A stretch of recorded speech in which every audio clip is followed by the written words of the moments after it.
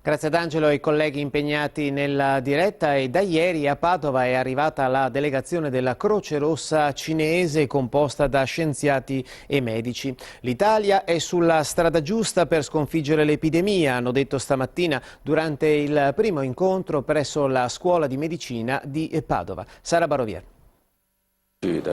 L'Italia è sulla strada giusta, il sostegno arriva dal vicepresidente della Croce Rossa cinese Sun Shuopeng, che guida il team di medici giunti a Padova e che spiega: dovete continuare con queste misure rigorose. Lo scopo della missione cinese, nelle parole del dottor Gianpietro Rupolo: dobbiamo imparare dalla loro esperienza. Cercare di confrontare le nostre pratiche attuali, ciò che stiamo mettendo in campo, con quello che loro hanno fatto, che hanno già superato di fatto la fase critica dell'infezione. Al Policlinico Universitario l'incontro tra specialisti per capire, spiegare, confrontare. Stefano Merigliano, direttore della Scuola Medica di Padova, spiega: dagli scienziati cinesi arrivano molte indicazioni preziose. Ora si sta lavorando anche sul plasma dei guariti per trattare i malati di coronavirus. Una strategia già esplorata in Cina, ora al centro di un protocollo che si sta mettendo a punto anche a Padova. Il metodo lo stiamo implementando, siamo partiti dal loro protocollo, però lo facciamo nell'ambito